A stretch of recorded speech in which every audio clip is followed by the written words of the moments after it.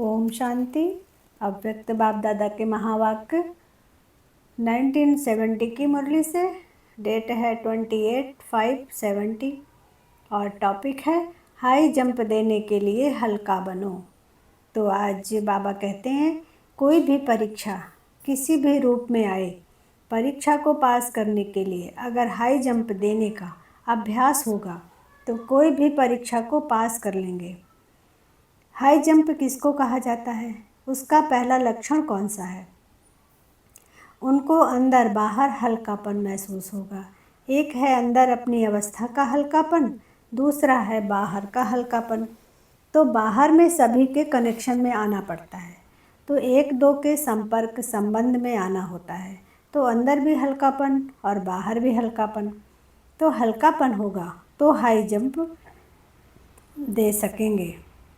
तो इस भट्टी से ऐसा होकर निकलना है जो जैसा भी कोई हो, जहाँ भी हो, जैसी भी परिस्थिति हो, उन सभी का सामना कर सके।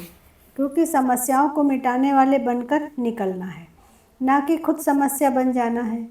कोई तो समस्याओं को मिटाने वाले होते हैं, कोई फिर खुद ही समस्या बन जाते हैं। तो खुद समस्या ना बनना, लेकिन समस्याओं को मिटाने वाले बनना है। एक एक काली रूप बनेंगी तब समस्याओं का सामना कर सकेंगी। तो विशेष कुमारियों को शीतला नहीं बनना है, काली बनना है।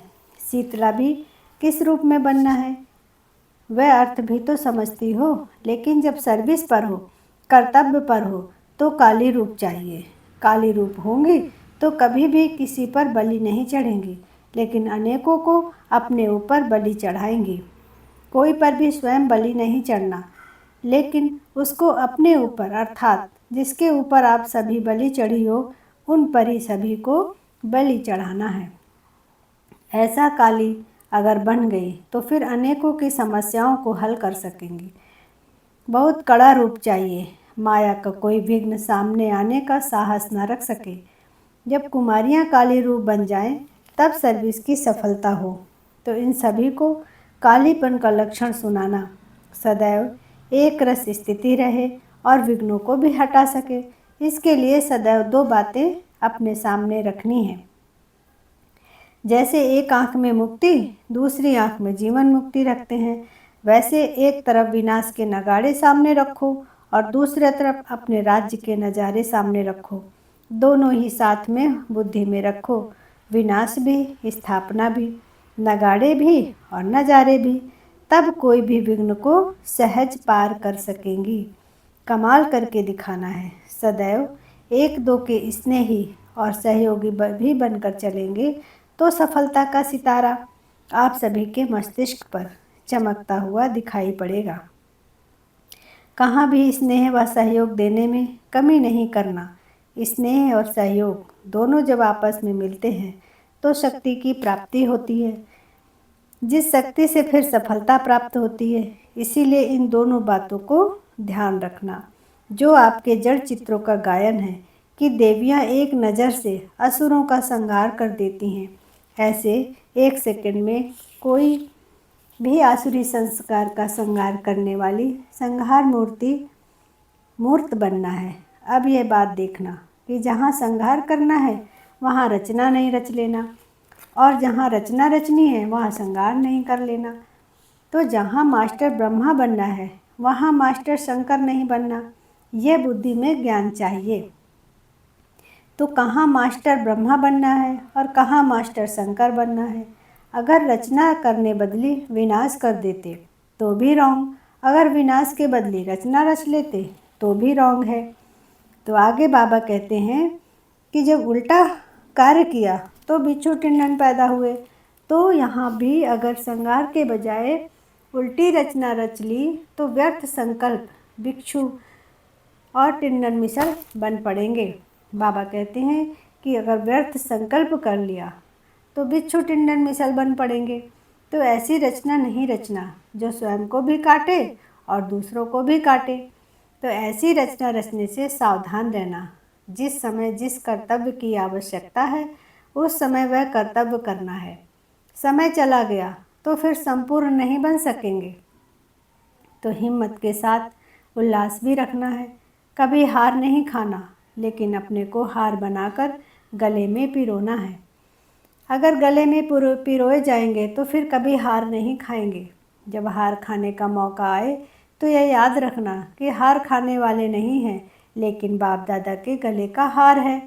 छोटे छोटे कोमल पत्ते जो होते हैं उन्हों को चिड़ियाएँ बहुत खाती हैं, क्योंकि कोमल होते हैं तो खाने में मज़ा आता है। इसीलिए संभाल रखनी है। जब अपने को एक के आगे अर्पण कर लिया तो और कोई के आगे संकल्प से भी अर्पण नहीं होना है। संकल्प भी बहुत धोखा देता है। जो बहुत प्यारे बच्चे होते हैं उनको क्या करते हैं, काला टीका लगा देते हैं। इसीलिए इस ग्रुप को भी टीका लगाना है, जो कोई की भी नज़र ना लगे।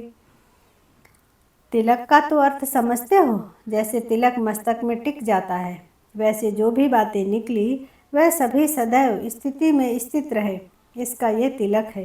ये सभी बातें स्थिति में स्थित हो जाए तब राज तिलक मिलेगा। स्थिति कौन सी चाहिए वह तो समझते हो ना। तो सफलता हमारा जन्म सिद्ध अधिकार है, असफलता नहीं। सफलता का ही श्रृंगार करना है, नैनों में भी, मुख से भी, मस्तक से भी सफलता का स्वरूप देखने में आए। संकल्प भी सफलता का, और दूसरे जो भी कार्य हो उसमें सफलता हो।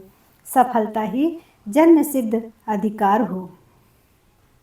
जिसमें कोई उम्मीद नहीं होती वे और ही उम्मीदवार हो दिखलाते हैं, ये कमाल करके दिखाएगी। बाल भवन का भी एक ही यादगार है। यादगार को हमेशा शोकेस में रखा जाता है, तो अपने को सदैव शोकेस में रखना है। अगर एक छोटी ने कमाल की तो सारे ग्रुप का नाम बाला हो जाएगा।